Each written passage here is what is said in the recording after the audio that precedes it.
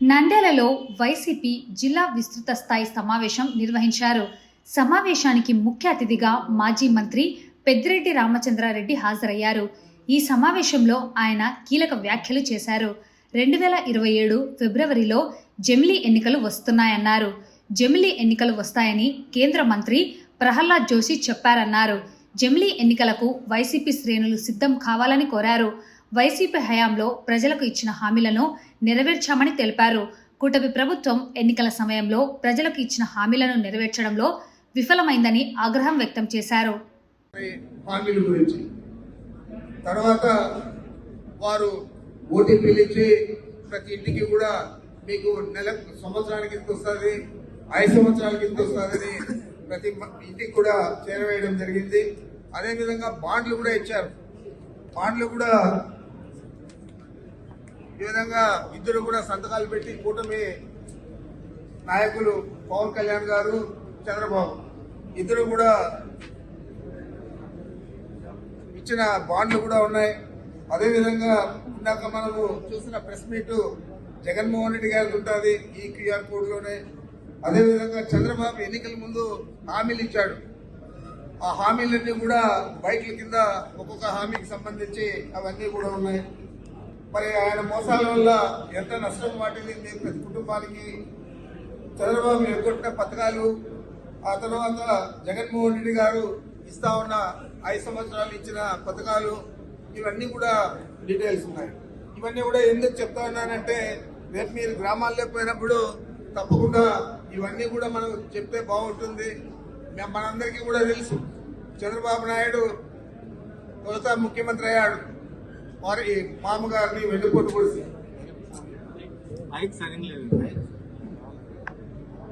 ఆయన ముఖ్యమంత్రి అయినప్పుడు ఆ రోజు రామారావు గారు పెట్టిన మద్యపాన నిషేధం కానీ, ₹2 కేజీ బియ్యం కానీ, ఇలాంటి హామీలన్నీ కూడా వారిని గెలిపించాయి.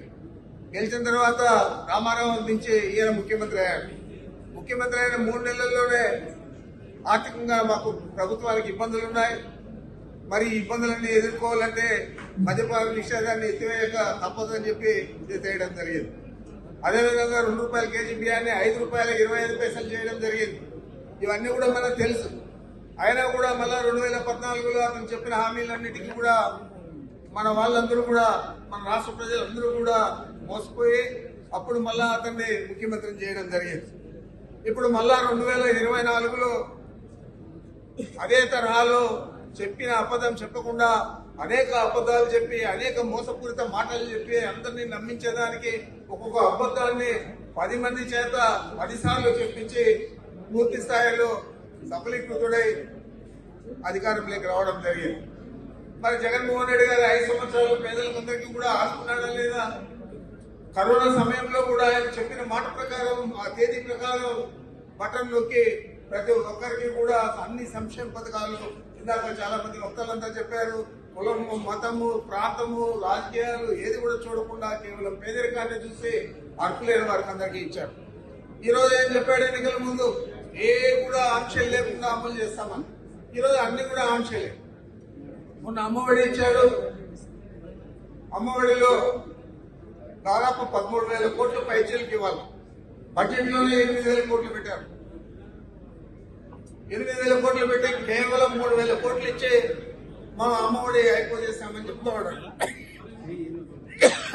అని చెప్పి పెద్ద పెద్ద మాట చెప్పారంటే ఆయనకు చేయాలనే సిద్ధశుద్ధి లేదు, చిత్తశుద్ధి లేదే కాకుండా అధికారంలోకి వచ్చాము, ఎవరేం చేస్తారు, 5 సంవత్సరాలు మనం అధికారంలో ఉంటామనే భావనలో ఉన్నాడు తప్ప ప్రజలకు చెప్పిన మాటలు నెరవేర్చాలా.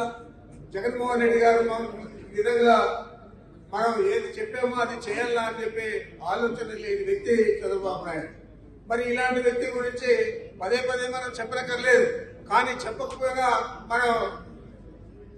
మనం విఫలమైనట్లయితుంది. కాబట్టి మనం కూడా ప్రజలందరికీ తెలిసిన దాన్ని మళ్ళా గుర్తు చేసే విధంగా, అందుకే దీనికి ఆ పేరు.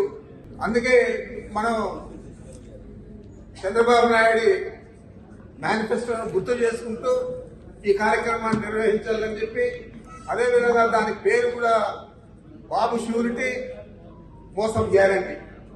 ఆయన ఏం చెప్పినా కూడా మోసం తప్పితే చేయాలనే చిత్తశుద్ధి లేదు కాబట్టి మనము ఈ కార్యక్రమానికి ఈ విధంగా మనం పేరు పెట్టుకోవడం జరిగింది. మరి ఈరోజు మనం జిల్లా స్థాయిలో దీన్ని మొదలుపెట్టాం.